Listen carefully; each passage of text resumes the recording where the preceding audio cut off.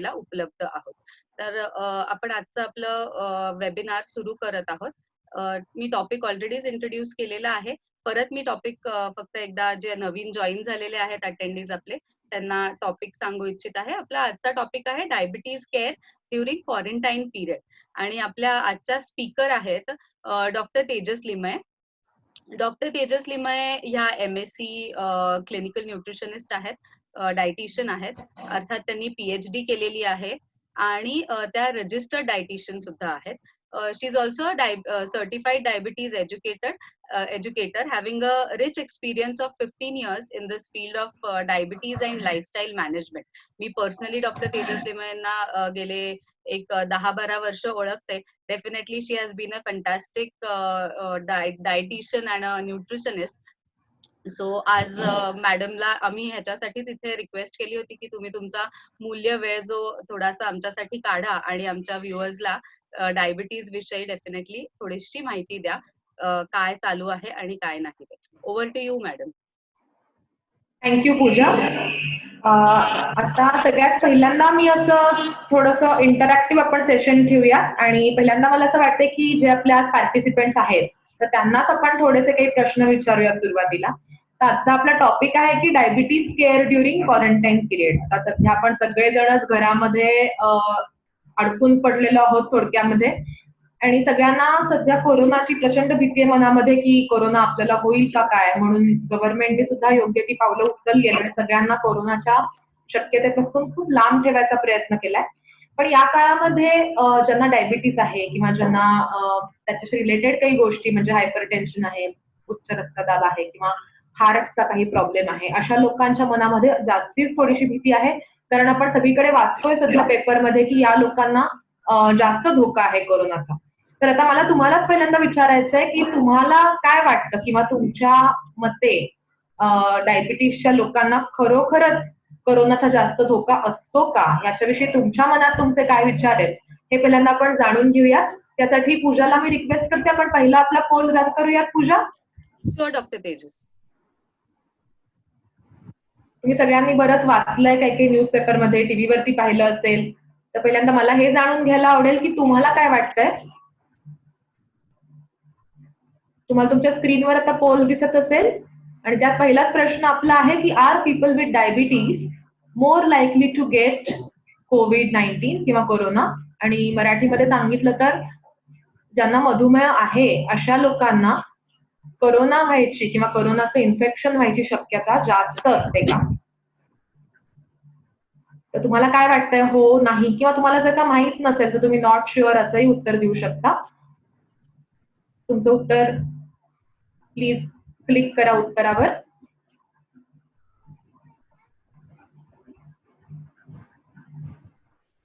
आपण एक थोड्याच मिनिटात पोल स्टॉप करूयात म्हणजे आपल्याला रिझल्ट दिसतील.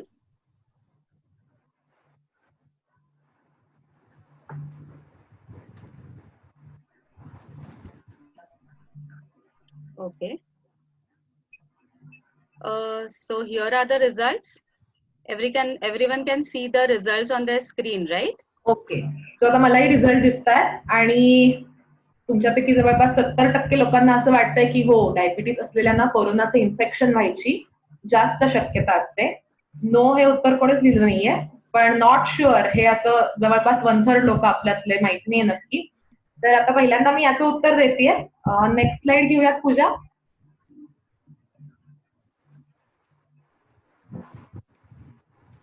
तर सध्या खरं सांगायचं झालं तर कोरोना बद्दलच लोकांना फारशी माहिती नाहीये. त्याच्यामुळे कोरोना आणि डायबिटीस ह्याच्याबद्दल अजून त्या मानाने कमी माहिती अवेलेबल आहे. पण जी काही माहिती आता आपल्या हातामध्ये आहे, वेगवेगळ्या देशांमधनं जी आकडेवारी समोर येतेय, त्याच्यातनं असं लक्षात आलेलं आहे की डायबिटीस असलेल्या लोकांना कोरोना व्हायची जास्त शक्यता आहे असा कुठलाही आतापर्यंत पुरावा समोर आलेला नाहीये. त्याच्यामुळे या प्रश्नाचं खरं तर उत्तर नो असं आहे की डायबिटीस आहे म्हणून तुम्हाला कोरोना व्हायची जास्ती शक्यता आहे, हे असं काही नाहीये, हे चुकीचं आहे. पण असं लक्षात आलंय की ज्यांना डायबिटीस आहे अशांना जर का कोरोना झाला तर मात्र त्यांना त्या व्हायरस पासून धोका पोचण्याची किंवा कोरोनाचे कॉम्प्लिकेशन होण्याची जास्ती शक्यता आहे. ठीक आहे. सो डायबिटीज असलेल्या लोकांना इतर लोकांइतकीच शक्यता आहे कोरोना व्हायची, इन्फेक्शन व्हायची, पण त्याचे कॉम्प्लिकेशन्स व्हायची शक्यता मात्र त्यांच्यामध्ये जास्ती दिसून येते.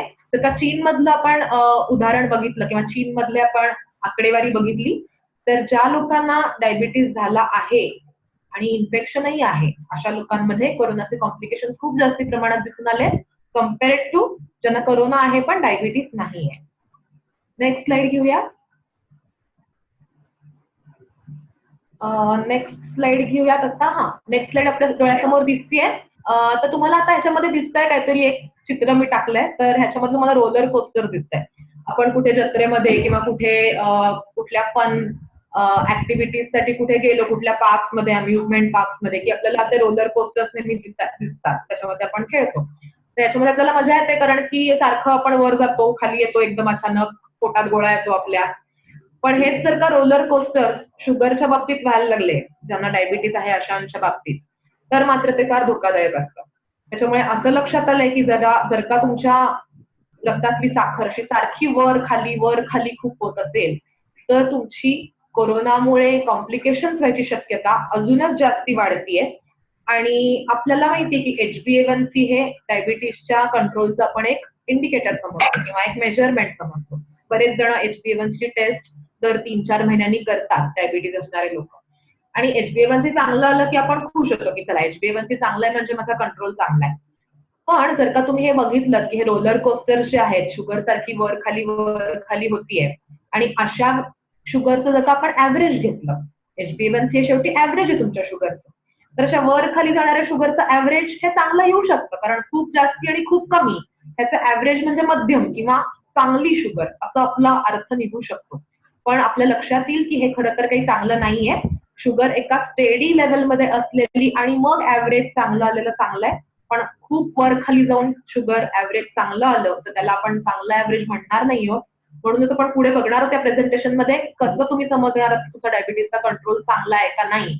कारण कंट्रोल चांगला नसेल तर तुम्हाला डायबिटीसमुळे कोरोनाच्या कॉम्प्लिकेशनची शक्यता वाढणार आहे. नेक्स्ट स्लाइड घेऊया.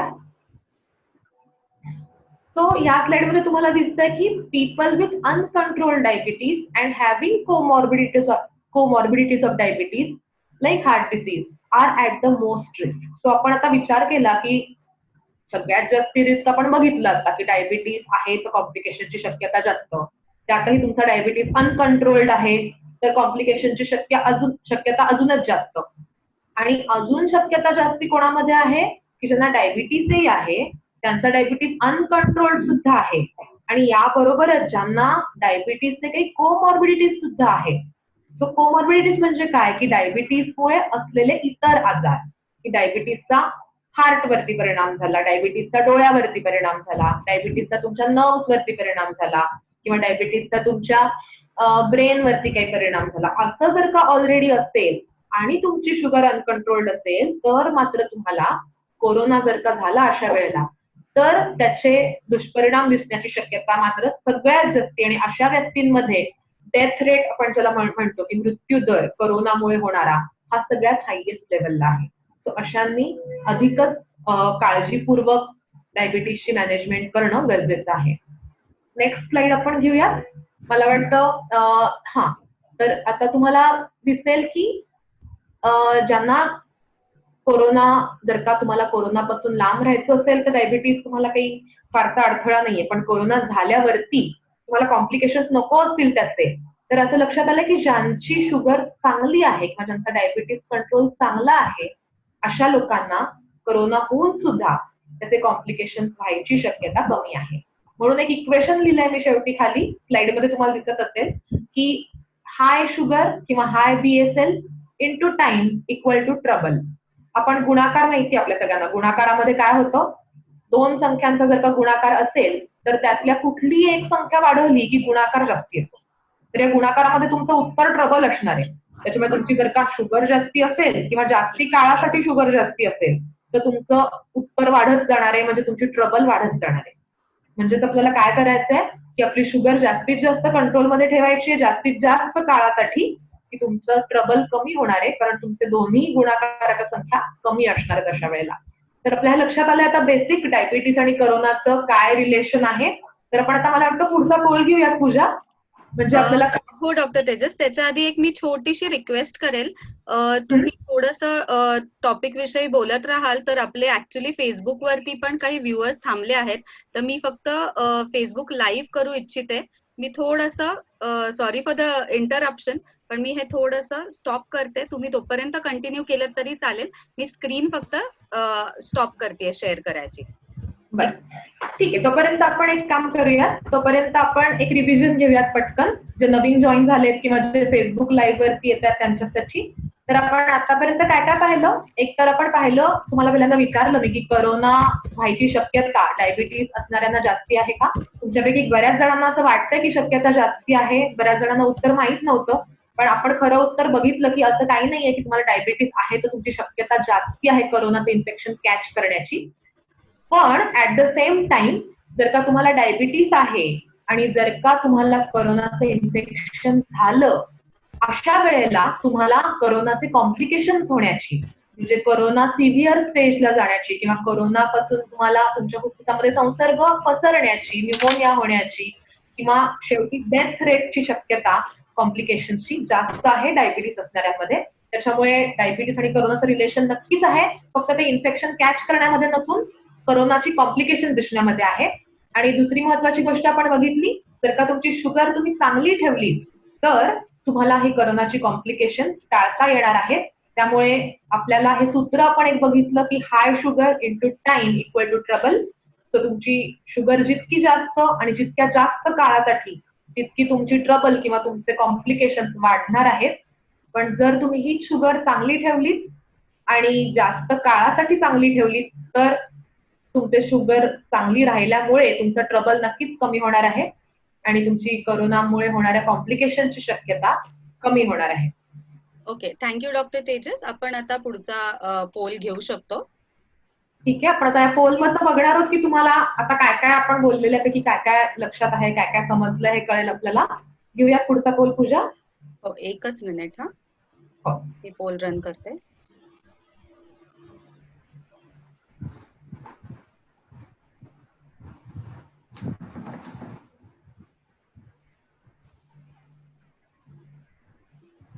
तर तुम्हाला तुमच्या स्क्रीनवरती पोल दिसेपर्यंत अजून थोडंसं मी, अच्छा दिसतोय तुम्हाला सगळ्यांना पोल. तर तुमचा पुढचा प्रश्न तुम्हाला दिसतोय की खालीलपैकी कोणाला कोरोनाच्या इन्फेक्शन झाल्यानंतर कॉम्प्लिकेशन्स व्हायची शक्यता सगळ्यात जास्ती आहे? Who has maximum risk of getting COVID-19 complication? A person with diabetes, a person with uncontrolled diabetes किंवा a person with uncontrolled diabetes and having comorbidity. तुम्हाला तर उत्तर तुमचं द्यायचं आहे की कोणाला सगळ्यात जास्त शक्यता आहे कॉम्प्लिकेशन होण्याची? डायबिटीज असलेल्या माणसाला, की डायबिटीज ज्याला आहे आणि अनकंट्रोल्ड डायबिटीज त्याचा आहे त्याला, की डायबिटीज आहे, अनकंट्रोल्ड आहे आणि काही त्याचे कोमॉर्बिडिटीज सुद्धा आहे अशा माणसाला? तुमचं उत्तर क्लिक करा आणि सबमिट करा.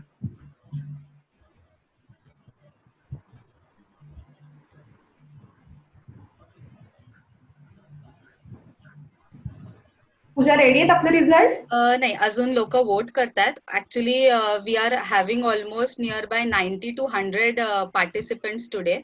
हो, ग्रेट. सो थोडं एक वेळ लागतोय. ठीक आहे. त्याचं बरोबर उत्तर आपण ऑलरेडी बघितलेलं आहे मागच्या काही स्लाइड्स मधून.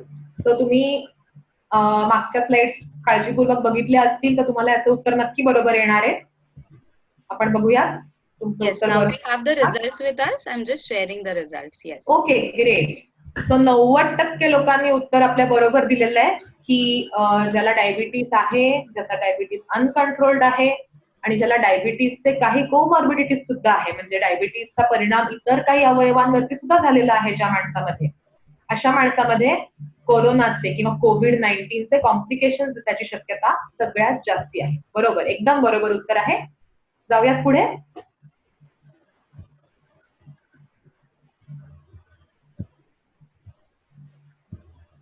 पुढची स्लाइड दिसतीये सगळ्यांना आपल्याला आता? तर आता आपण लक्षात आपल्या आलंय की जर का कंट्रोलमध्ये डायबिटीस तुम्ही ठेवलात तर तुम्हाला कोरोनाचे कॉम्प्लिकेशन होण्याची शक्यता कमी करता येणार आहे. तर आता बेसिकली कंट्रोलमध्ये डायबिटीज पाहिजे म्हणजे काय हेच आपल्यापैकी बऱ्याच जणांना माहिती नसतं. कारण की डायबिटीज कंट्रोलमध्ये आहे की नाही हे कळायला तुम्हाला बेसिक काही चेकअप करावं लागतं, की तुमची शुगर चेक करायला लागते.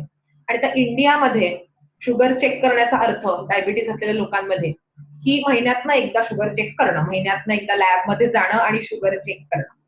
पण ह्यामुळे तुम्हाला तुमच्या डायबिटीजचा कंट्रोल मुळीच लक्षात येणार नाहीये. कारण की तुमची शरीरातली रक्तातली साखर दर मिनिटाला बदलत असते. दर मिनिटाला तर आपण काही चेक करू शकणार नाही आहोत. पण आपल्याला जर का 24 तास साखर चांगली ठेवायची आहे, तर आम्ही सांगतो निदान दिवसातून 4 वेळा तरी साखर तपासायला पाहिजे. आणि 4 वेळा कधी? तर प्रत्येक जेवणाच्या अगोदर आणि रात्री झोपताना. जर का तुम्ही या 4 वेळेला किमान तुमची साखर तपासली, तर तुम्हाला नक्की कळेल तुमचा डायबिटीजचा कंट्रोल चांगला आहे की नाही. आता जर तुम्ही हे आता करत नसाल, तर तुम्ही हे करायला सुरुवात करा. आणि ही जे हे लॉकडाऊनचा पिरियड आपला आहे, क्वारंटाईनचा पिरियड आहे, ही खरं तर चांगली संधी आहे तुम्हाला हे करायची. कारण की ग्लुकोमीटर मेडिकल फार्मसीमध्ये अवेलेबल आहेत, त्याच्या पट्ट्या अवेलेबल आहेत. ते शिकून घ्या आणि करायला सुरुवात करा, कारण हे तुम्हाला लॉंग रन मध्ये मदत करणार आहे. आणि 4 वेळा शुगर तपासायची सवय आत्तापासूनच लावून घ्या, की जी तुम्हाला पुढेही मदत करेल. नंतर दुसरं चेकअप एक महत्वाचं आहे ते म्हणजे HbA1c. आपण मगाशी बघितलं, HbA1c म्हणजे तुमच्या मागच्या 4 महिन्याचं शुगरचं ऍव्हरेज. तर हे दर क्वार्टरली म्हणजे दर 4 महिन्यांनी चेक करायला पाहिजे, कारण 4 महिन्याचं ऍव्हरेज आहे ते. तर 4 महिन्यांनी तुम्ही चेक करत असाल तर ते तुम्हाला सांगू शकतं की तुमचा शुगरचा कंट्रोल चांगला आहे की नाही. पण आपण मगाशी हेही बघितलं की शुगर खूप वर आणि खूप खाली जात असतील तरी त्याचं ऍव्हरेज चांगलं येतं. त्याच्यामुळे अशा वेळेलाही फार HbA1c वरती भरोसा ठेवता येत नाही. पण HbA1c आणि तुमच्या 4 वेळेसच्या शुगर हे आपण मॅच करू शकतो. आणि जर का ते मॅच होत असेल तर तुमचा कंट्रोल चांगला आहे असं म्हणायला हरकत नाही. तर शुगर 4 वेळा तुम्ही चेक केली तर ती चांगली का नाही कसं कळणार? जर का फास्टिंग शुगर असेल किंवा काही न खाता शुगर चेक केली असेल तर ती 140च्या खाली पाहिजे. तर ती 140च्या खाली आहे तर ती चांगली फास्टिंग शुगर आहे असं म्हणू शकतो आपण. खरं तर 70 ते 110 असंच लिमिट असतं फास्टिंग शुगरचं. पण ज्यांना डायबिटीज आहे त्यांची 140 पर्यंत जरी ती साखर राहिली तरी काही हरकत नाही. पीपी शुगर म्हणजे खाल्ल्यानंतरची शुगर किंवा तुम्ही जर का रॅन्डम शुगर चेक केले कधीतरी की खाल्लंय थोड्या वेळापूर्वी पण अजून 2 तास नाही झाले, ह्याला रॅन्डम म्हणतो आपण. तर ही शुगर जर का तुम्ही पाहिली तर ती मात्र तुमची 180च्या खाली पाहिजे.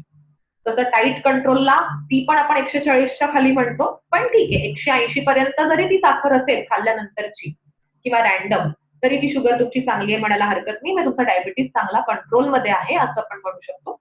आणि याबरोबरच तुमचं HbA1c जर का 8च्या खाली असेल, 8% खाली असेल तर तुमचं ऍव्हरेज चांगलं आहे असं म्हणतो आपण. तर मी म्हणलं की तुम्हाला टाइम इन रेंज ही एक महत्वाची कन्सेप्ट आहे जी तुम्ही शिकायला पाहिजे. तुम्हाला हा ग्राफ दिसतोय स्क्रीनवरती, तर आपण 70 ते 180 ची रेंज काढली बघा. तो ग्रीन झोन तुम्हाला दिसतोय ती तुमची चांगली रेंज आहे एक असायला पाहिजे तुमच्या शुगरची, की कमीत कमी 70 आणि 180 पर्यंत मॅक्झिमम आपल्याला शुगर ठेवायची. आणि त्यात जर का तुमच्या शुगर थोड्याफार वर खाली होत असतील या रेंजमध्ये तर काही हरकत नाही. पण त्यापेक्षा जास्ती फ्लक्च्युएशन आपल्याला नको आहेत.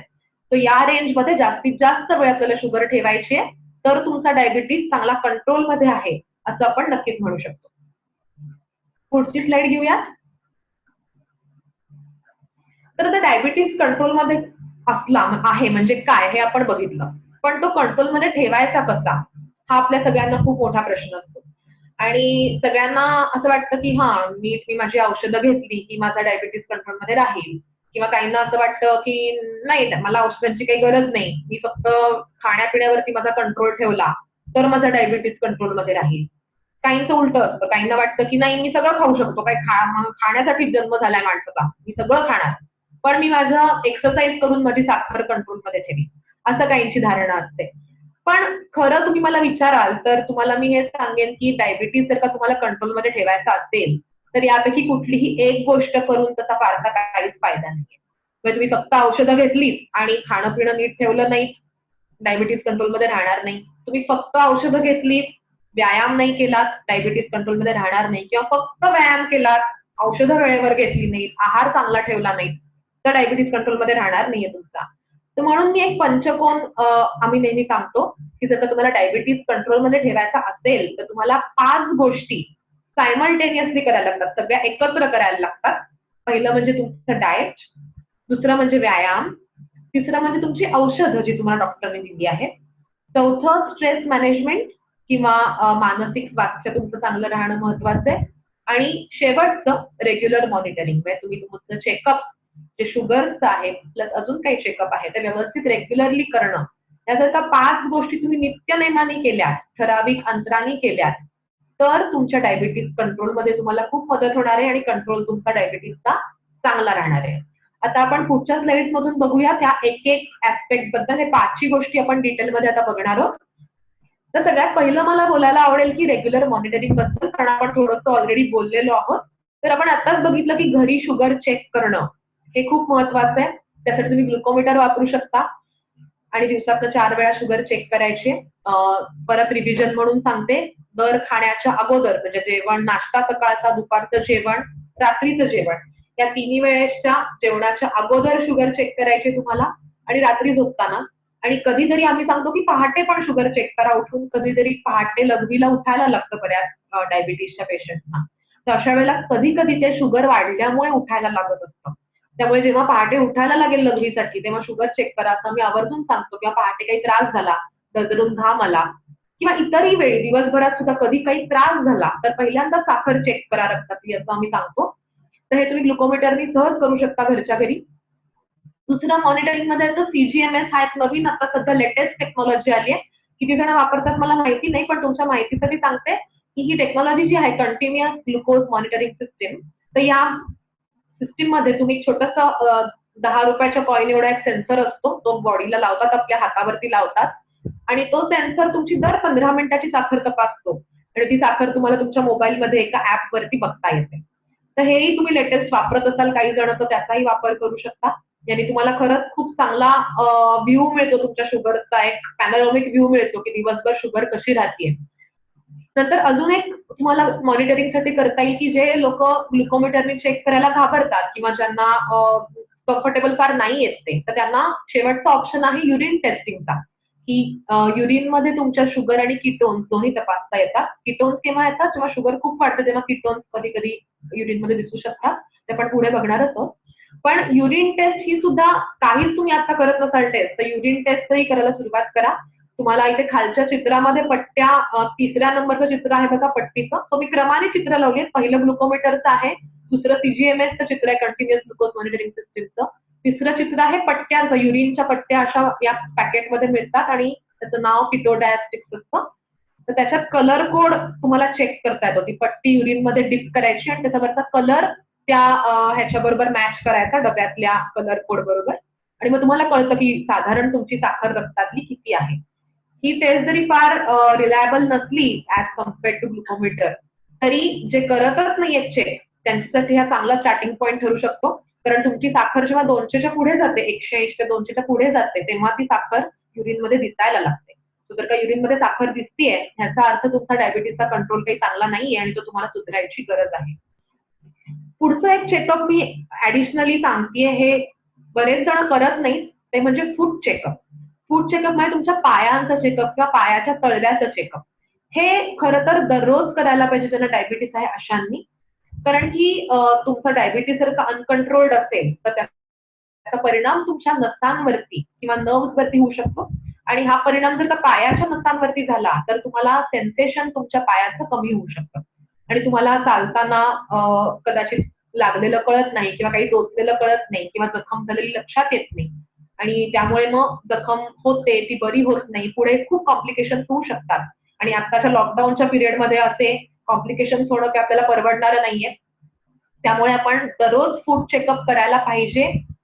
लॉकडाऊन मध्येच नाही, इतर वेळी करायला पाहिजे. तर फूड चेकअप मध्ये काय करायला पाहिजे, तर बेसिकली तुमचा तळवा खालून आपल्याला बघायचा आहे. तर जे तळवा वरती घेऊ शकतात चित्रात शेवटच्या दाखवलंय तसं, तसा तळवा तुम्ही घेऊन बघू शकत असाल तर फारच उत्तम.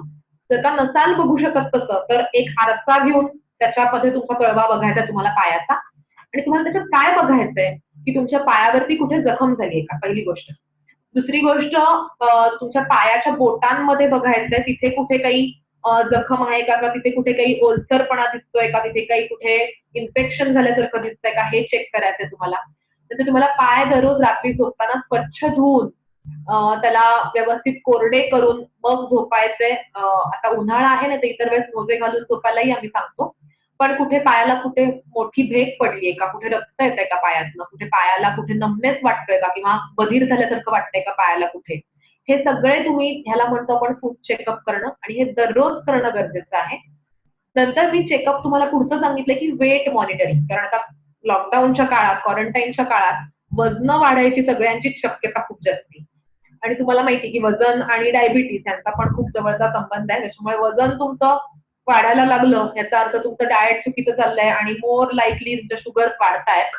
तर वजन आठवड्यातनं एकदा तुम्ही चेक करायला पाहिजे. वजन वाढू देऊ नका, कारण त्याचा नंतर डायबिटीस कंट्रोलवरती परिणाम होऊ शकतो.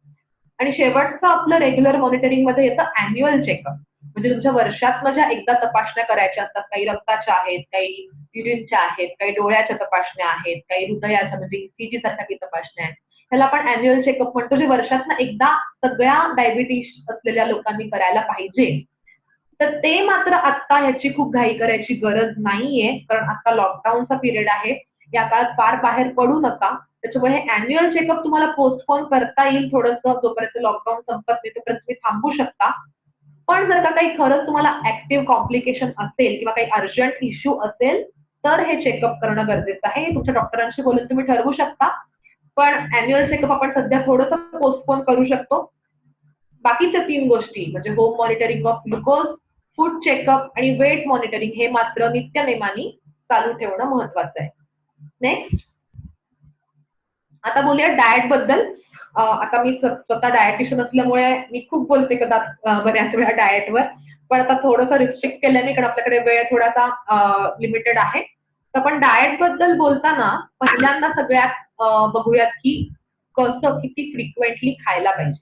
तसं आपण मगाशी बघितलं की शुगरचे रोलर कोस्टर फार काही चांगले नसतात. रोलर कोस्टर म्हणजे खूप शुगर वाढणं आणि खूप कमी होणं. तर हे रोलर कोस्टर केव्हा होतात, जेव्हा तुम्ही फास्टिंग किंवा फिस्टिंग करता.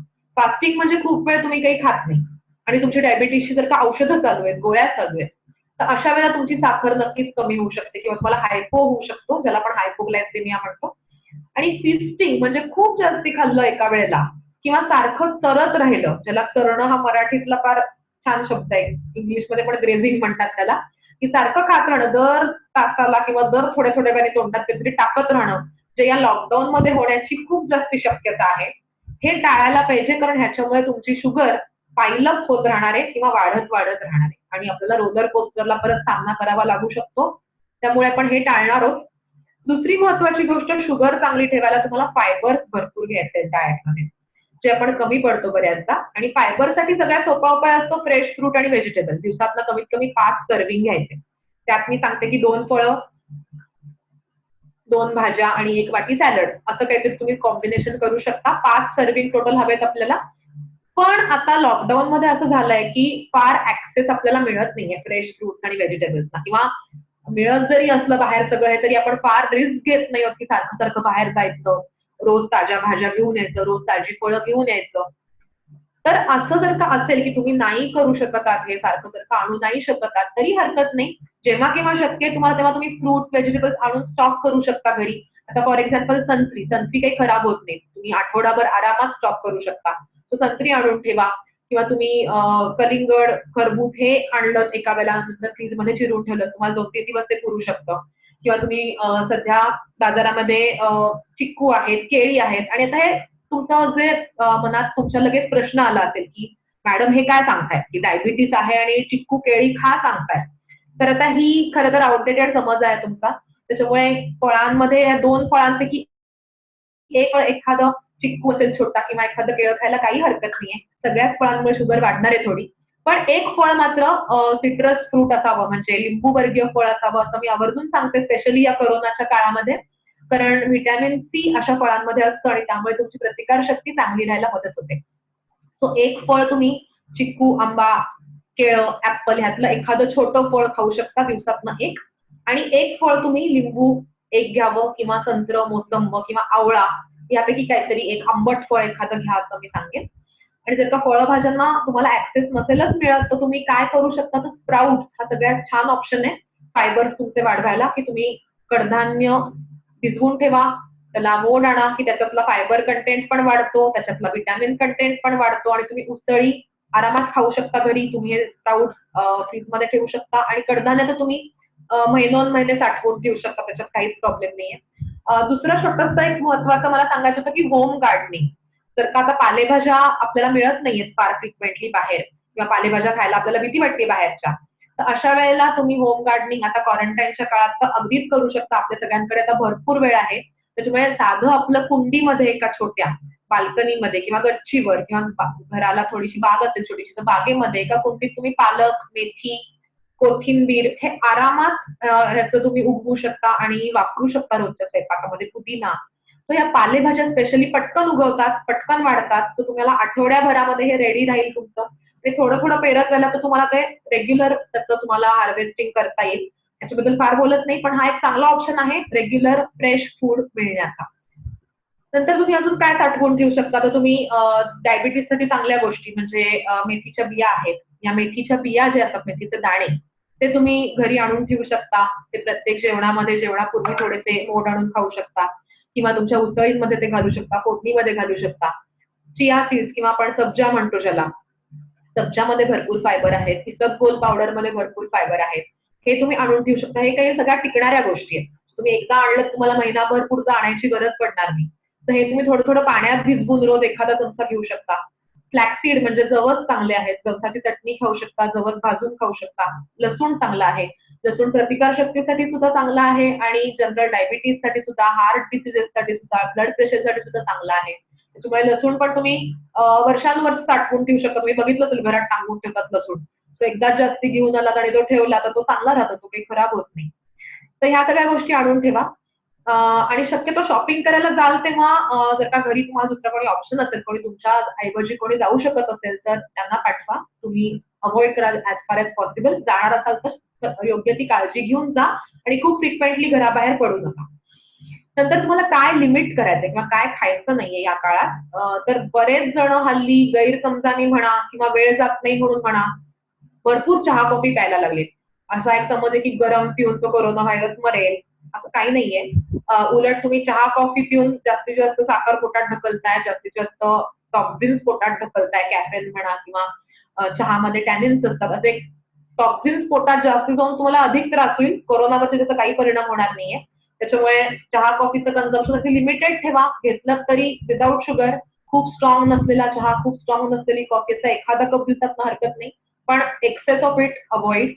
स्वीट, आता डायबिटीस आहे म्हणल्यावर स्वीट्स आपण नाहीच खाणार आहोत. बेकरी आयटम आता हल्ली बरेच जण बिस्किट, ब्रेड, नंतर काय खारी, टोस्ट ह्याच्यावरती ताव मारतायत लॉकडाऊन मध्ये सध्या. कारण हे टिक्क चांगलं आणून ठेवलं एकदा की, सो लोकांना ते कन्व्हिनियंट वाटतं, पण याच्यामुळे शुगर खूप वाढते. त्याच्यामुळे हे पदार्थ आपण अवॉइड करूयात. पॅकेज फूड म्हणजे चिप्स असतील किंवा मॅगी नूडल्स असतील आणि इतर अनेक पॅकेज फूड जे पॅकेटमध्ये आहेत आणि जे पटकन खाता येतात. सपोला ओट्स, खूप जण सपोला हे ब्रँड नेम आहे, I shouldn't say it, but कुठलेही इन्स्टंट ओट्स म्हणूयात आपण, की पटकन जे शिजतात, तर लोकांना वाटतं कन्व्हिनियंट आहे, ओट्स म्हणजे खूप चांगले आहेत, असं गैरसमज असतो लोकांचा. पण हे जे पटकन शिजणारं पॅकेटमध्ये असलेलं फूड जे आहे ते आपण अवॉइड करूयात ऍज फार एज पॉसिबल. आणि महत्वाचं म्हणजे स्मोकिंग आणि अल्कोहोल.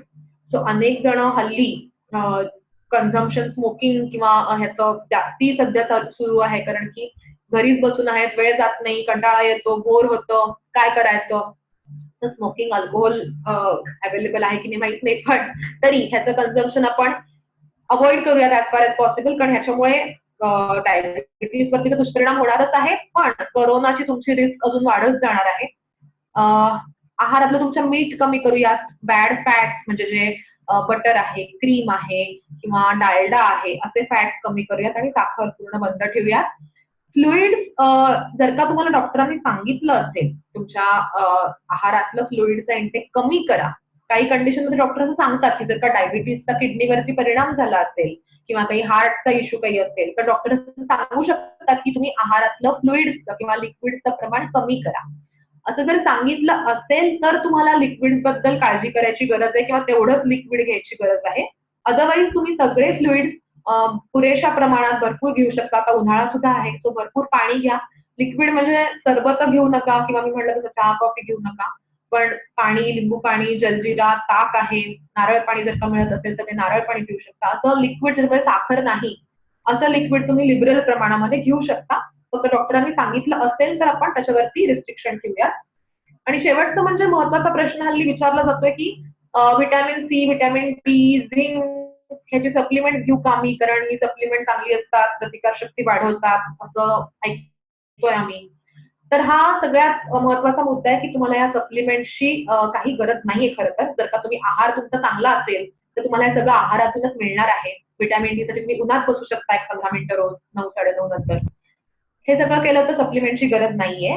पण जर का तुमची डायबिटीसची काही स्पेसिफिक औषधं चालू असतील की तुमचा मेटफॉर्मिन सुरू असेल, मेटफॉर्मिन असलेलं कुठलंही औषध सुरू असेल, तर अशा वेळेला डॉक्टर शक्यतो बी कॉम्प्लेक्सची सप्लिमेंट देतात. कारण अशा औषधांमुळे तुमच्या रक्तातलं B12 कमी होतं किंवा बी कॉम्प्लेक्स विटॅमिन कमी होतात. तर अशा औषधांमुळे जर का काही घ्यायला लागत असतील सप्लिमेंट तर ते डॉक्टरांच्या सल्ल्याने घ्या. पण अदरवाईज तुम्हाला कुठल्याही सप्लिमेंटची गरज नाहीये. पुढची स्लाइड बघूयात. पुढची स्लाइड आहे आपली एक्सरसाइज वरती. सो आपण तिसरा पॉइंट बघतोय आपल्या डायबिटीस मॅनेजमेंट मधला.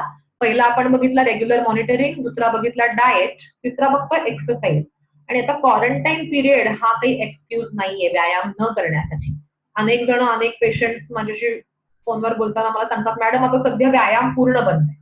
तुम्ही जेव्हा विचारते का, तर म्हणे नाही क्वारंटाईन आहे ना सध्या बाहेर पडू शकत नाही, त्याच्यामुळे बागा बंद आहे, तर रस्त्यावर फिरू शकत नाही, जिम बंद आहे, जिमला जाऊ शकत नाही. हे सगळं कबूल आहे. पण तुम्ही घरी तुमच्या व्यायाम नक्कीच करू शकता आणि दिवसातला 1 तास व्यायामासाठी तुमचा राखूनच ठेवा. आता तर वेळ आहे, आता तुम्ही सांगू शकत नाही की मला खूप काम आहे, मला इकडे जायचंय, तिकडे जायचंय, पार्टी आहे, लग्न आहे, आता असं काही नाहीये. त्याच्यामुळे तुम्ही दिवसातली 60 मिनिटं तुमची व्यायामासाठी स्पेसिफिकली राखून ठेवा आणि तुम्ही घरी भरपूर वेगवेगळ्या प्रकारचे व्यायाम करू शकता. आणि डायबिटीससाठी नेहमी आम्ही सांगतो की कॉम्बिनेशन व्यायामांचं आवश्यक आहे, की फक्त चाललो किंवा फक्त पळलो किंवा फक्त सायकलिंग केलं तर व्यायाम झाला असं नाही. तर तुम्हाला कार्डिओ म्हणजे हे जे दमश्वास वाढवणारे व्यायाम आहेत हे करायचेच आहेत साधारण अर्धा तास दिवसातनं. त्याच्यामध्ये तुम्ही आता घरी काय काय करू शकता, तर स्पॉट जॉगिंग म्हणजे जागच्या जागी पळणं, पायात शूज घालून करा. स्किपिंग हे पण म्हणजे दोरीच्या उड्या मारणं हे पण तुम्ही करू शकता. जर का गुडघ्याचा काही प्रॉब्लेम नसेल, वजन खूप जास्त नसेल तर तुम्ही हे नक्कीच करू शकता. पण आय वुड से की व्यवस्थित शूज घालून, स्पोर्ट शूज घालून, शक्य असेल तर जमिनीवरती म्हणजे मातीवरती करा. वॉकिंग ऑन टेरेस, गच्चीवर चालणं किंवा जर का तुमच्या घरी ट्रेडमिल किंवा स्टेशनरी सायकल असेल, अनेकांच्या घरी असते पण त्याचा वापर आपण कपडे वाळत टाकायला करतो थोड्या दिवसांनी. हो, तसं जर का होत असेल तर त्याच्यावरचे कपडे बाजूला काढा आता आणि त्याचा व्यायाम करायला वापर सुरू करा. आणि तुम्ही ह्याच्यामुळे घरी नक्कीच तुमचा व्यायाम चालू ठेवू शकता.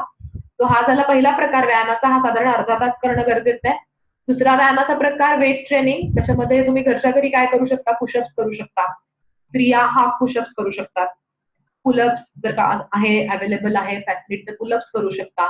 घरच्या घरी स्कॉट्स म्हणजे बैठका आपण ज्या म्हणतो, स्कॉट्स करू शकता, लंजेस करू शकता, प्लँक्स नावाचा व्यायाम आहे, बेंच डिप्स आहेत. तुम्हाला हे सगळं जिम मध्ये कधी गेला असाल, पूर्वी तर माहिती असेल किंवा कोणी असेल ओळखीचं तर शिकू शकता तुम्ही घरातल्या घरात सुद्धा. आणि हे व्यायाम तुम्ही 10-15 मिनिटं तरी दिवसातनं केले पाहिजेत. आणि उरलेली 10-15 मिनिटं 60 मिनिटातली तुम्ही काहीतरी फ्लेक्झिबिलिटीचा व्यायाम केला पाहिजे. म्हणजे त्याच्यामध्ये स्ट्रेचेस आहेत, त्याच्यामध्ये काही वॉर्मअप स्ट्रेचेस असतील, कूल डाऊनचे स्ट्रेचेस असतील जे तुम्ही व्यायामाच्या आधी नंतर करू शकता. किंवा काही योगाच्या पोझेस आहेत, आपले योगावरती पण खूप चांगले वेबिनार झालेले आहेत, ते तुम्ही आता पण नंतर बघू शकता जे रेकॉर्डेड आहेत. तर त्यातल्या योगाच्या पोझेस तुम्ही करू शकता. सूर्यनमस्कार घरच्या घरी करू शकता. या व्यायामांना कुठल्याही साधनाची किंवा विशिष्ट रिक्वायरमेंट असे काही नसतात, त्यामुळे तुम्ही घरच्या घरी हे व्यायाम सहज करू शकता. 1 तास त्यासाठी नक्कीच राखून ठेवा. फक्त एक मी नंतर अजून एक नोट सांगू इच्छिते की ज्यांना काही कोमॉर्बिडिटीज आहेत डायबिटीसच्या ऑलरेडी, ज्यांना बीपी ज्यांचं जास्ती आहे किंवा ज्यांना हार्टचा काही प्रॉब्लेम आहे, रिसेंट काही आता सर्जरी झाली आहे कोणाची, तर अशांनी फक्त डॉक्टरांचा सल्ला घेऊन व्यायाम करा. हल्ली सगळे डॉक्टर फोनवरती अवेलेबल आहेत, तो डॉक्टरांकडे जायची यासाठी काही गरज नाही. पण तुम्ही डॉक्टरांशी बोलून हे ठरवू शकता किंवा मला डॉक्टरांनी ऑलरेडी सांगितलं असेल या बाबतीत, काही फिजिओथेरपीचा सल्ला तुम्ही घेतला असेल फिजिओथेरपिस्टचा, तर त्यांनी सांगितल्याप्रमाणे व्यायाम करा. अदरवाईज वरचे सगळे व्यायाम करायला काही हरकत नाही. नेक्स्ट पुढची स्लाइड घेऊयात आपण. आपण आता पहिले 3 घटक बघितले डायबिटीज कंट्रोलचे. पहिला होता आपला रेग्युलर मॉनिटरिंग, दुसरा होता डाएट, तिसरा होता एक्सरसाइज, चौथा बघूयात आपण स्ट्रेस मॅनेजमेंट. कारण तुम्हाला सगळ्यांनाच माहिती आहे की स्ट्रेसमुळे शुगर वाढते. कारण स्ट्रेसमध्ये जेव्हा आपण असतो तेव्हा आपल्या शरीरामध्ये काही हार्मोन्स तयार होतात जे तुमची शुगर वाढवतात. आणि क्वारंटाईनचा हा वेळ तुमची शुगर नक्कीच वाढवू शकतो. कारण क्वारंटाईन अनेकांची स्ट्रेस सध्या वाढवतोय. कारण की बऱ्याच गोष्टींबाबत सध्या अनसर्टनिटी आहे. हे लॉकडाऊन कधी थांबणार, कोरोना कधी कंट्रोलमध्ये येणार, आपल्याला होईल का नाही, आपल्याला झाला तर आपण कॉम्प्लिकेशन्स मध्ये जाऊ का नाही, आपल्यामुळे दुसऱ्या कोणाला होणार नाही ना, घराबाहेर पडता येत नाहीये, इकॉनॉमिक स्ट्रेस काही असेल या काळामध्ये, वेळ जात नाही, घरामध्ये कंटाळा आलाय म्हणून स्ट्रेस येऊ शकते. तर अशा अनेक प्रकारची स्ट्रेस या काळामध्ये तुमची वाढू शकते. त्यामुळे तुमच्या शुगर्स वाढू शकतात. आणि तुम्हाला माहितीये शुगर्स वाढल्या तर काय होणार आहे, तुमचा कोरोनाच्या कॉम्प्लिकेशनचा रेट किंवा त्याची शक्यता वाढणार आहे. त्याच्यामुळे नक्कीच आपण स्ट्रेस मॅनेजमेंट वरती सुद्धा भर देऊया. आणि तुम्हाला स्ट्रेस आहे की नाही हे कसं कळणार, म्हणजे आपल्या सगळ्यांना थोडीफार स्ट्रेस असतेच दररोज, पण ती एका लिमिटच्या पुढे जाते किंवा त्रासदायक ठरते हे कसं कळणार. तर एक तर तुम्हाला शुगर चेक करून शुगरवर त्याचा काही परिणाम होतोय का हे बघता येईल. पण स्ट्रेसचे काही छोटे छोटे सिम्पटम्स असतात आपल्याला, ते तुम्ही लक्षपूर्वक बघितलं तर तुम्हाला ते सापडू शकतात तुमच्यामध्ये. तर सिम्पटम्स काय असू शकतात, तर एकतर छातीची धडधड वाढणं, किंवा अचानक सारखा घाम येणं, किंवा सारखं मनामध्ये निगेटिव्ह विचार येणं, किंवा सारखं एखादी गोष्ट न करावी असं वाटणं, किंवा त्याला आपण लिथार्जी म्हणतो, कंटाळा आलाय, हे करू नये, काही कुठलंच काम करू नये असं वाटणं, किंवा कशामध्ये इंटरेस्ट नसणं, आजूबाजूला माणसं नकोशी वाटणं, की कोणी आपल्याला बोलायला आलं आपल्याशी की आपण टाकरणं त्याच्या अंगावर, चिडचिड करणं, ही सगळी स्ट्रेसची लक्षणं आहेत. किंवा तुम्हाला सारखं कुठे काहीतरी दुखणं, खुपणं, सारखं झोप न येणं, किंवा खूप जास्त झोप येणं, किंवा सारखंच आजारी पडणं, किंवा सारखंच इम्युनिटी कमी झाल्यामुळे सारखं काहीतरी बारीक सारीक दुखणी उद्भवणं, ही सगळी स्ट्रेसची लक्षणं आहेत. जर का तुमच्यामध्ये ही लक्षणं दिसत असतील तर तुम्ही नक्कीच थोडंसं अलर्ट व्हायला पाहिजे आणि थोडासा विचार केला पाहिजे, थोडंसं इंट्रोस्पेक्शन केलं पाहिजे की कशामुळे मला इतकी स्ट्रेस येते. त्याला मी म्हणतो फाइंड द स्ट्रेसर. स्ट्रेसर म्हणजे ज्याच्यामुळे तुम्हाला स्ट्रेस येते अशी गोष्ट. तर आपण उदाहरण घेऊ की क्वारंटाईन पिरियड हा तुमचा स्ट्रेसर असू शकतो, याच्यामुळे स्ट्रेस येऊ शकते, आपण बघितलं. तर स्ट्रेस कशामुळे येते हे तुम्हाला कळलं तर तुम्ही काय करणार आहे त्यासाठी, तर तुम्ही 4 गोष्टी करू शकता. एक तर अवॉइड. आता आपण क्वारंटाईन पिरियडचं उदाहरण घेतोय, हे आपण अवॉइड करू शकतोय का, नाही करू शकत. हे आपण अवॉइड नक्कीच नाही करू शकत, पण हे मॅन्डेटरी आहे, आपल्याला थांबायलाच लागणार आहे घरामध्ये. दुसरं काय आहे, अल्टर. अल्टर करू शकतोय का, हे बदलू शकतोय का आपण, नाही बदलू शकत. अडॅप्ट, येस, आपण अडॅप्ट करू शकतो स्वतःला या क्वारंटाईन पिरियडशी, म्हणजे या स्ट्रेसरशी. ठीक आहे, क्वारंटाईन पिरियड आहे ना, मी मला स्वतःला अडॅप्ट करते याच्याशी, मी याच्याशी कसं कोप अप करायचं हे शिकते. किंवा ऍक्सेप्ट, आता ऍक्सेप्ट करायला पाहिजे की हो आहे हे, पण कधीतरी हे थांबेल, बदलेल, असं पॉझिटिव्हली आपण विचार केला तर तुमचा स्ट्रेसर तुम्हाला त्रास देणार नाही किंवा तुमची स्ट्रेस लेवल तो कमी करू शकतो. अजून एक पटकन छोटंसं उदाहरण घेऊ. समजा तुमच्यामध्ये सारखे काहीतरी वादविवाद होतात एखाद्या गोष्टीवरून, समजा पॉलिटिक्स वरून म्हणा, असे बऱ्याच जणांमध्ये होतात, कपल्समध्ये स्पेशली. तर असं होतंय तर तुम्ही काय करू शकता, सिम्पली अवॉइड, असे डिस्कशन अवॉइड करा, असे टॉपिक्सच अवॉइड करा. ठीक आहे.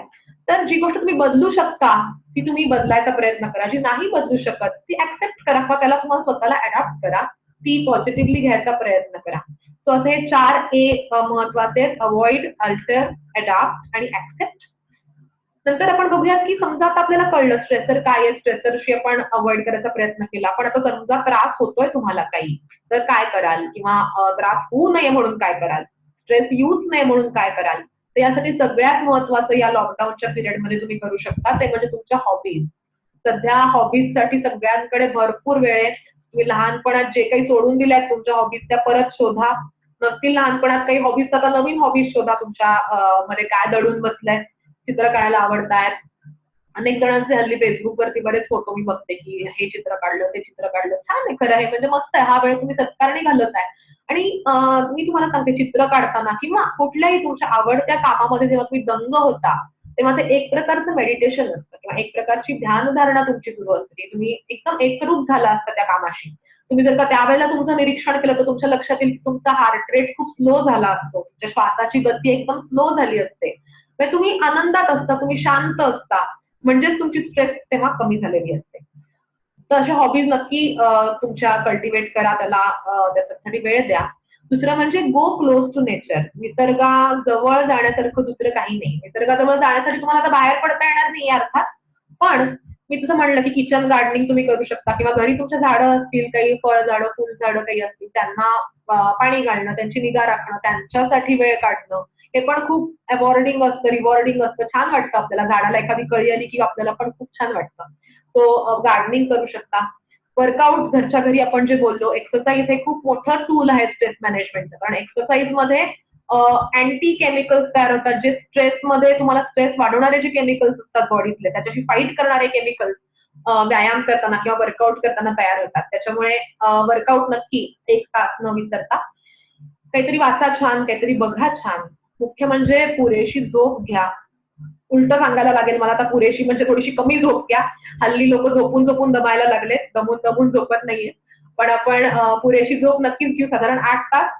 आणि ऍट अ स्ट्रेच झोप कधीही चांगली. म्हणजे आपण असं म्हणतो की 8 तास झोप म्हणजे रात्री 6 तास, दुपारी 2 तास चालेल का?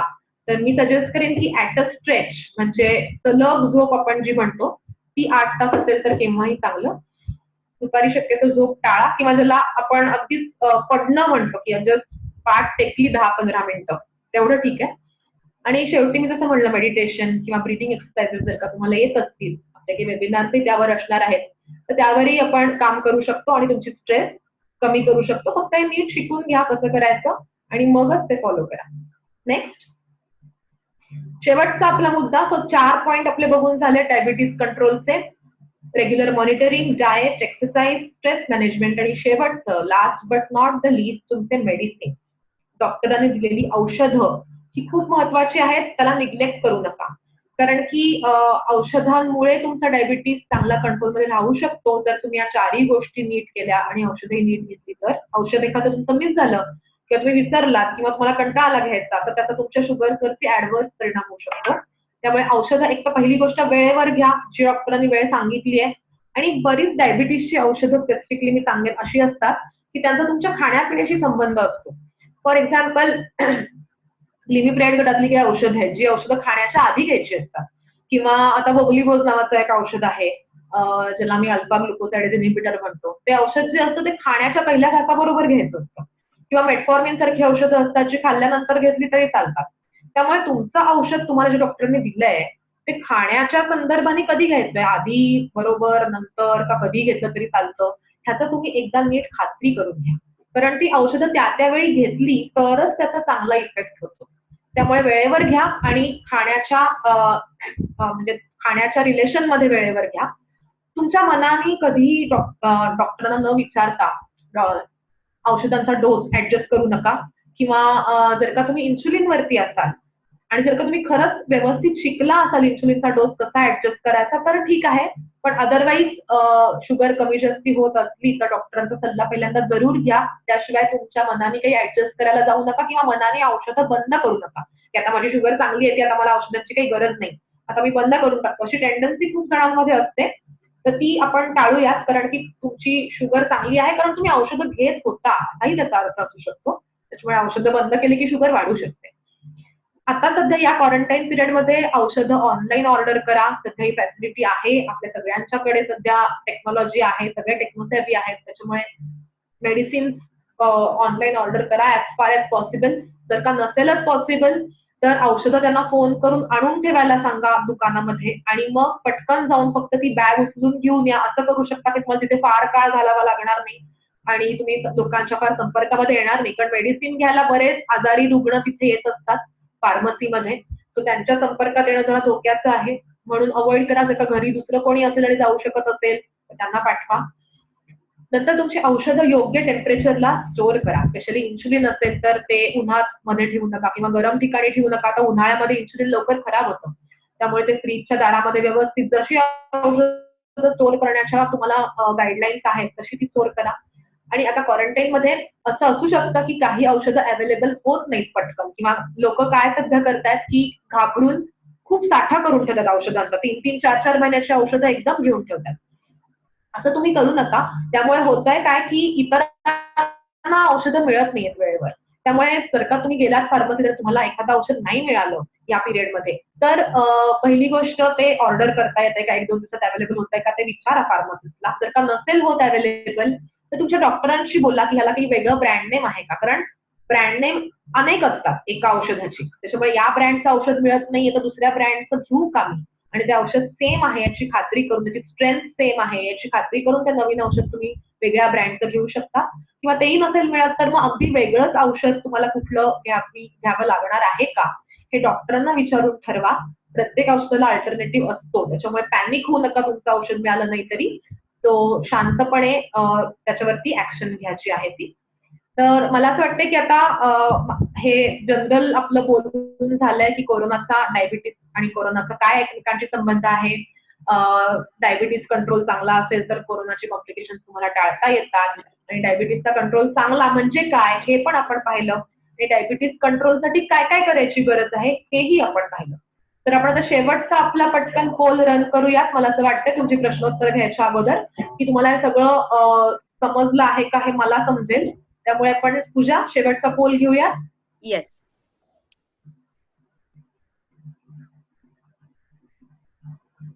तुम्हाला शेवटचा पोल आता स्क्रीनवर तुमच्या दिसेल. त्यात विचारलंय की what is important for good control of diabetes. Diabetes चांगला कंट्रोलमध्ये ठेवण्यासाठी काय काय करण्याची गरज आहे, कसली कसली काळजी घेण्याची गरज आहे.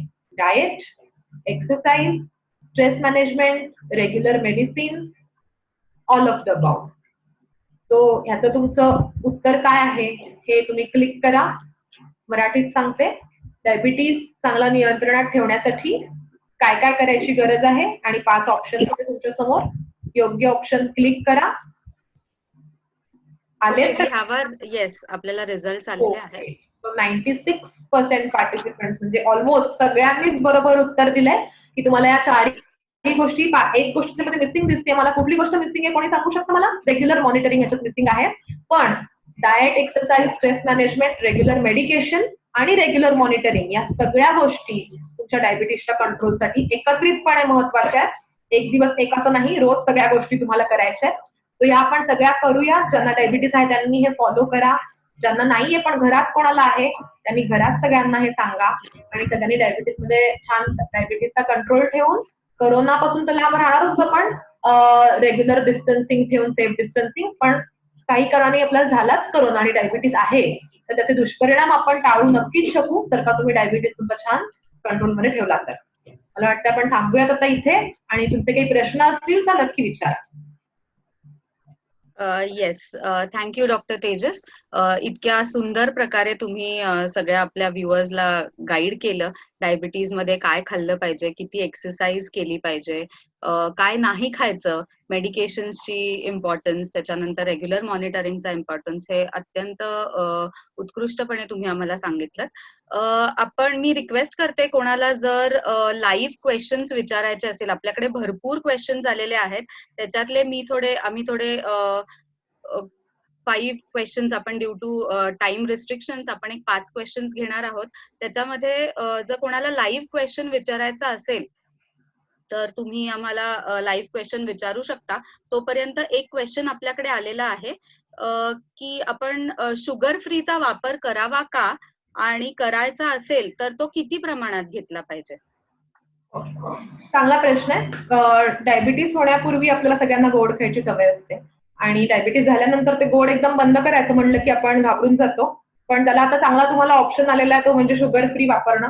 तर आता हे शुगर फ्री 2 प्रकारचे असतात. एक म्हणजे आर्टिफिशियल, म्हणजे त्यात काही केमिकल असणारे शुगर फ्री, किंवा नॅचरल म्हणजे काही केमिकल नाहीये पण नैसर्गिकरित्या तयार केलेले शुगर फ्री. त्या शुगर फ्री मध्ये साखर नसते पण हे गोड असतात चवीला. तर व्हॉट आय वुड सजेस्ट की तुम्ही शुगर फ्री वापरायला काही हरकत नाहीये. कधीतरी तुम्ही नक्कीच वापरू शकता, आणि जर का वापरायचे असतीलच तर जे नॅचरल शुगर फ्री सध्या अवेलेबल आहे, म्हणजे स्टीविया नावाचं एक झाड आहे, त्या झाडाचा एक्स्ट्रॅक्ट असणारे शुगर फ्री सध्या अवेलेबल आहेत. बऱ्याच वेगवेगळ्या नावांनी अवेलेबल आहेत. तर ते शुगर फ्री तुम्ही नक्की वापरू शकता.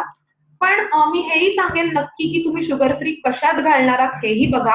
जर का तुम्ही शुगर फ्री घालून दररोज काही मिठाई बनवून खाणार आहात, किंवा शुगर फ्री घालून तुम्ही दररोज चहा कॉफी भरपूर पिणार आहात, किंवा शुगर फ्री घालून तुम्ही रोज खिरी किंवा असं काहीतरी गोड पदार्थ ज्याच्यामध्ये खूप फॅट्स आहे, ज्याने अदरवाईज तुमची शुगर वाढणार आहे, असे पदार्थ तुम्ही जर का खाणार असाल तर मग त्या शुगर फ्रीला काहीच अर्थ नाहीये. पण तुम्ही लिंबू सरबत प्यायचंय सगळ्यांबरोबर, त्यात थोडंसं शुगर फ्री एखादी टॅबलेट घालून खाल्ली सगळ्यांबरोबर, गोड लागलं, छान वाटलं, तितकं ठीक आहे. दिवसातनं 1 ते 2 पेक्षा जास्ती टॅबलेटचा वापर करू नका असं मी सजेस्ट करेन आणि त्यातल्या त्यात नॅचरल शुगर फ्री वापरा. ओके. आय गेस प्रश्नाचं आन्सर तुम्ही खूप छान प्रकारे दिलं. दुसरा एक सिमिलर प्रश्न होता ह्याच ह्याच्यात की स्टिविया वापरलं तर किती प्रमाणात वापरलं पाहिजे. अजून एक आपल्याकडे प्रश्न आहे की कीटो डाएट डायबेटिक लोकांनी केलं पाहिजे का आणि ते कितपत योग्य आहे? कीटो डाएटचं सध्या फॅड निघालंय, फॅशन फॅड, आणि सगळे लोक ब्लाइंडली ते फॉलो करतात. त्याची खरं तर मला वाटतंय की काही गरज नाहीये. कारण की तुम्ही कीटो डाएट का करताय हा प्रश्न पहिल्यांदा तुम्हाला स्वतःला विचारा, की तुम्ही वजन कमी करण्यासाठी कीटो डाएट करताय का, तुम्ही काय नक्की तुमचं इंटेन्शन काय आहे. आणि कीटो डाएट मध्ये जर का तुम्ही नॉन व्हेजिटेरियन असाल तर तुम्ही दररोज खूप जास्ती प्रमाणामध्ये अंडी खाणार आहात, चिकन खाणार आहात, फिश खाणार आहात किंवा भरपूर प्रमाणात तुम्ही क्रीम, फॅट खूप जास्ती प्रमाणात घेणार आहात आणि तुम्हाला ऑलरेडी जर का डायबिटीज आहे तर मी सजेस्ट करेन की कीटो डाएट असं ब्लाइंडली फॉलो करू नका. तुमच्या सगळ्या कोमॉर्बिडिटीज काय आहेत, तुमचे अॅन्युअल चेकअप झाले आहेत का, तुमचं कोलेस्ट्रॉल किती आहे ब्लडमधलं, ट्रायग्लिसराईड किती आहे, हे सगळ्या गोष्टींचा विचार करून तुम्ही कीटो डाएट फॉलो करायचं की नाही हे ठरवा. कारण की त्याचा उलटा परिणाम होऊ शकतो. जर का तुम्हाला ऑलरेडी तुमचं कोलेस्ट्रॉल जास्ती आहे, ऑलरेडी तुम्हाला काही हार्टचा प्रॉब्लेम आहे आणि तुम्ही कीटो डाएट फॉलो करताय जस्ट नेटवरती बघून किंवा गुगलवरती कीटो डाएट प्लॅन कुठून तरी मिळवून, तर ते तुम्हाला जास्ती त्रासदायक होऊ शकतं. त्याच्यामुळे यासाठी चांगल्या आहार तज्ञाचा, प्रशिक्षित आहार तज्ञाचा सल्ला घ्या. ते तुमची सगळी माहिती व्यवस्थित पहिल्यांदा विचारून मग तुमच्यासाठी योग्य असं कीटो डाएट प्लॅन करतील. आणि दुसरी गोष्ट, कीटो डाएट हे खूप काळासाठी करण्याचं डाएट नाहीये, हे शॉर्ट टर्म डाएट आहे. त्यामुळे थोड्या काळासाठी करून नंतर ते हळूहळू कमी करायचं असतं किंवा बंद करायचं असतं. तर त्यासाठी योग्य तो सल्ला जरूर घ्या. ब्लाइंडली फॉलो करू नका. फक्त वजन कमी होत आहे म्हणून कीटो डाएट करताय तुम्ही आणि बाकीचे साईड इफेक्ट त्याच्याकडे डोळेझाक करताय असं तुम्हीच करू नका. Okay, thank you madam. आपल्याकडे आपले जे व्ह्युअर आहेत अमृता मॅडम, त्यांना आपल्याला एक लाईव्ह प्रश्न विचारायचा आहे. मी त्यांना ऍक्सेस दिलेला आहे, त्या विचारू शकता. अमृता मॅडम, तुम्ही फक्त तुम्ही आता विचारू शकता. मी अनम्यूट केलंय तुम्हाला. हॅलो अमृता मॅडम, मला विचारायचं होतं. हा, बोला लागले मी. ओके, विचारा. हॅलो. हा, जर एखाद्या पेशंटची ग्लायकोलेटेड हिमोग्लोबिनची जी लेवल होती 7.5 आलेली आणि फर्स्ट वीक मध्ये शुगर चेक केली तेव्हा 200 आलेली, त्याच्यानंतर प्रॉपर डाएट आणि एक्सरसाइजनी नेक्स्ट वीक मध्ये 180 आणि त्याच्या नेक्स्ट वीक मध्ये 150 आली फास्ट रॅन्डम शुगर. तर मला काय विचारायचं आहे की त्या पेशंटनी परत डायबेटिक डाएट पुढे कंटिन्यू करायला पाहिजे का, जर शुगर नॉर्मल आली तर तो नॉर्मल डाएट घेऊ शकतो? आता तुम्ही तुमच्या प्रश्नाचं उत्तर ऑलरेडी सांगितलेलं आहे की तुम्ही सांगितलं की डाएट व्यवस्थित फॉलो करून शुगर 180 आली, मग 150 आली. तो शुगर चांगली आली ह्याच्या मागे कारण होतंय की ते डाएट चांगलं फॉलो करत होते. तर आता शुगर चांगली आली म्हणून डाएट परत रेग्युलर तुम्ही घ्यायला लागलात तर शुगर परत वाढायचे चान्सेस तेवढेच जास्ती आहेत. त्यामुळे डाएट चांगलं ठेवा तर शुगर जास्त काळ चांगली राहील आणि तुम्ही तुमचं HbA1c पुढच्या वेळेला तुमचं चांगलं दिसू शकेल तुम्हाला, हे कंटिन्युअसली तुम्ही फॉलो केलं लॉंग पिरियडसाठी. तर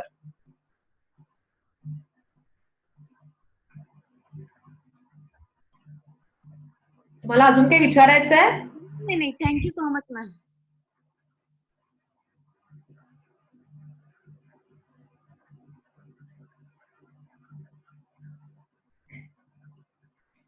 पूजा, पुढचा प्रश्न घेऊयात का?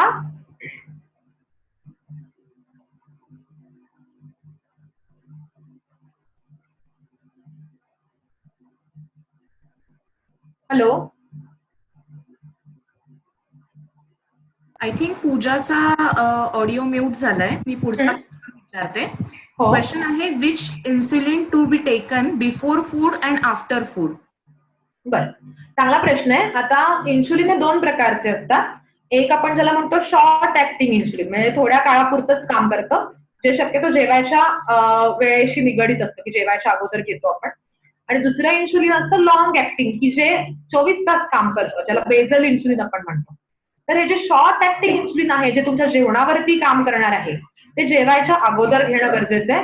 अनेक जण इन्शुलिन हे शॉर्ट ऍक्टिंग जे असतं ते घेतात आणि लगेच जेवायला सुरुवात करतात. तर हे चुकीचं आहे, कारण की इन्शुलिन आतमध्ये रक्तात जाऊन ते शुगर कंट्रोल करायला लागेपर्यंत तुमचं जेवण झालेलंही असतं. त्यामुळे तुमची शुगर इन्शुलिन घेऊन पण म्हणावी तितकी कंट्रोलमध्ये येत नाही. म्हणून इन्शुलिन शॉर्ट ऍक्टिंग घेऊन एक 15 ते 20 मिनिटं कमीत कमी थांबायला लागतं. त्यातही प्रकार आहेत वेगवेगळे इन्शुलिनचे, त्यानुसार थांबण्याची वेळ पुढे मागे होऊ शकते. पण एक ऍव्हरेज इन्शुलिन घेऊन 15 ते 20 मिनिटं थांबून मग खाणं हे गरजेचं आहे. खाण्यापूर्वी तुम्ही शुगर तपासत असाल तर त्या शुगरवरती सुद्धा हा काळ अवलंबून असतो. जर का खाण्याच्या आधीची शुगर वाढली असेल तुमची जास्ती, तर जास्त वेळ थांबावं लागतं इन्शुलिन घेऊन. खाण्याच्या अगोदरची शुगर कमी झाली असेल तर इन दॅट केस तुम्ही इन्शुलिनचं इंजेक्शन घेऊन लगेचच खाऊ शकता, किंवा कधी कधी खूपच कमी शुगर असेल तर आधी खाऊन मगही इन्शुलिन घेऊ शकता. पण हे रेअर केस झाली. रेग्युलर केसेसमध्ये खाण्याच्या एक 15 ते 20 मिनिटं अगोदर खाण्यासाठीचं इन्शुलिन म्हणजे शॉर्ट ऍक्टिंग इन्शुलिन घ्यायला लागतं. लॉंग ऍक्टिंग इन्शुलिन जे असतं, की फॉर एक्झाम्पल लॅन्टस आहे, बेसेलॉग आहे, ज्याला आपण बेसल इन्शुलिन म्हणतो, जे दिवसातनं एकदाच घ्यायचं असतं, त्या इन्शुलिनची वेळ कुठलीही तुम्ही एक ठरवली दिवसातली तरीही चालते. आणि त्यावेळेला साधारण ते इंजेक्शन दररोज घ्यायचं असतं. फॉर एक्झाम्पल 10 वाजता रात्री तुम्ही रोज घेत असाल तर ते इंजेक्शन रोज रात्री 10 वाजता साधारण पुढे मागे अर्धा तास चालतं.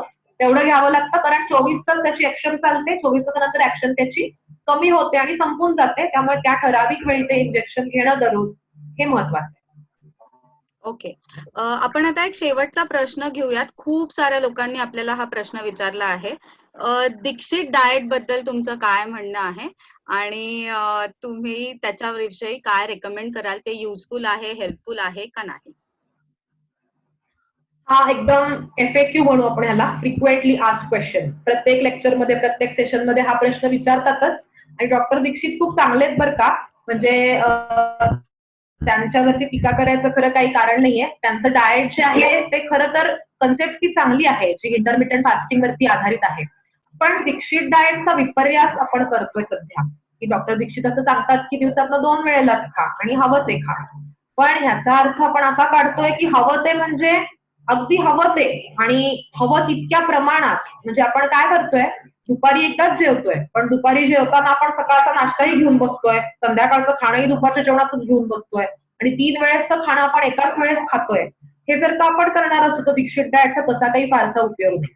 त्यामुळे जर का तुम्ही कंट्रोल चांगल्या पद्धतीचा संतुलित आहार दिवसातनं 2दा घेणार असाल तर दीक्षित डाएट चांगलं आहे. दुसरी गोष्ट, अनेक जणांना 2 वेळेला खाण्याची तशी सवय नसते, किंवा जे खूप ऍक्टिव्ह असतात, जे ज्यांचं खेळाडू असतात म्हणा, किंवा ज्यांचं काम खूप ऍक्टिव्ह प्रकारचं असतं, अशांना किंवा ज्यांना ऍसिडिटीचा प्रॉब्लेम असतो, अशांना दिवसातनं 2 वेळा खाणं फारसं मानवत नाही. त्यांना लगेच त्रास होतो, डोकं दुखतं, ऍसिडिटी लेवल वाढतात त्यांच्या, कॉन्सन्ट्रेट करू शकत नाही. तसा त्रास जर का होत असेल तर दीक्षित डाएट फॉलो नाही केलं तरी चालेल. आणि शेवटचं महत्वाचं, डॉक्टर दीक्षित असंही सांगतात की तुमच्या 2 वेळेसच्या खाण्याबरोबर दिवसातनं 45 मिनिटं व्यायाम करा, चाला. हे आपण सगळे कन्व्हिनियंटली विसरतो. आपण दीक्षित सरांचं एवढंच लक्षात ठेवतो की हा, जे हवं तितकं खा, हवं ते खा, पण दिवसातनं 2 वेळेलाच खा, एवढंच आपण पाळतो. पण ते जे सांगतात 45 मिनिट दररोज व्यायाम करा, हे आपण विसरतो. त्याच्यामुळे मी सांगते की असं कुठलं एक डाएट फॉलो करण्यापेक्षा तुमचं डाएट इंडिव्हिज्युअलाइज पाहिजे, म्हणजे तुमच्या शरीरासाठी, तुमच्या आरोग्यासाठी, तुम्हाला काही आजार असतील तर त्यासाठी ते डाएट असं मॅच केलेलं असलं पाहिजे, ज्याला आपण पर्सनलाइज डाएट म्हणतो. आणि ते एखाद्या प्रशिक्षित तज्ञाकडून घेतलं तुम्ही तर त्याचा जास्ती तुम्हाला उपयोग होईल दीक्षित डाएटपेक्षा, असं मी सांगेन. ओके. Thank you doctor Tejas. आपल्याकडे भरपूर प्रश्न आले, पण वेळेच्या रिस्ट्रिक्शनमुळे आपण ते सगळे प्रश्न घेऊ शकलो नाहीत. तर तुम्हाला काही बाकी क्वेश्चन्स असतील, काही रिलेटेड क्वेश्चन्स असतील, तर इथे आपण जो ID दिलेला आहे consult@justforhearts.org, त्याच्यावर डेफिनेटली आम्हाला तुमचे प्रश्न कळवा. आम्ही ते त्याचा उत्तर किंवा ते सॉल्व्ह करायचा नक्की प्रयत्न करू. ऑल्सो वन मोर थिंग मी ऍड करू इच्छिते, जसं डॉक्टर तेजसनी मगाशी त्यांच्या कन्सल्टेशन मध्ये सांगितलं की सध्या आपण डॉक्टरकडे जाऊ शकत नाही, पण डेफिनेटली फोन, इंटरनेट हे वेबिनार आहे, वेब मीटिंग्स आहेत, त्याच्या थ्रू आपण डॉक्टर कन्सल्टेशन घेऊ शकतो. Doctor consultation, diet consultation, psychologist consultation हे सगळं आम्ही तुम्हाला या प्लॅटफॉर्मवरती अवेलेबल करून देतोय. तर त्याचा जास्तीत जास्त फायदा घ्या आणि तुम्हाला किंवा तुमच्या जवळच्यांना काही जर प्रॉब्लेम असेल हेल्थ रिलेटेड तर डेफिनेटली आम्हाला तुम्ही ह्या आयडी वरती लिहायला विसरू नका. Thank you so much. मी अजून एक अनाउन्समेंट करू इच्छिते की उद्याचा जो आपला टॉपिक आहे तो lead Ayurvedic life for to boost your immunity. म्हणजे आयुर्वेदिक पद्धतीने किंवा आयुर्वेदिक फूड्स वापरून आपण आपली इम्युनिटी कशी बूस्ट करू शकतो हा टॉपिक डॉक्टर श्रुती आहेत, त्या बँगलोर वरून आपल्या बरोबर कनेक्ट होणार आहेत. सध्या आपण वेबिनार्स घेतोय त्याच्यामुळे आपल्या ऑडियन्सला लिमिटेशन्स नाही राहिले डॉक्टर तेजस. सो आजच्या आपल्या वेबिनार मध्ये नाशिक, औरंगाबाद, सोलापूर, अकोला, लंडन वरून सुद्धा आपले व्ह्युअर्स आपल्या बरोबर जॉईन झालेले आहेत, दिल्ली, बँगलोर. त्यामुळे मी सगळ्यांचे धन्यवाद करते आणि असंच आपण भेटत राहूयात वेगवेगळे टॉपिक्स घेऊन. सो उद्या टायमिंग जे असेल आपल्या वेबिनारचं ते 11:30 ते 12:30 असणार आहे. उद्या वीकेंड आहे सो आपण सकाळच्या टाइम मध्ये आपलं वेबिनार शेड्यूल करणार आहोत. सो तुम्हाला लिंक आणि ईमेल मेसेजेस हे आमच्याकडून येतीलच. सो तुमचं असंच भरभरून प्रेम आम्हाला द्या. भरपूर क्वेश्चन्स, भरपूर कन्सल्टेशन्स तुम्ही अवेल करू शकता. सो धन्यवाद. Thank you so much. Thank you so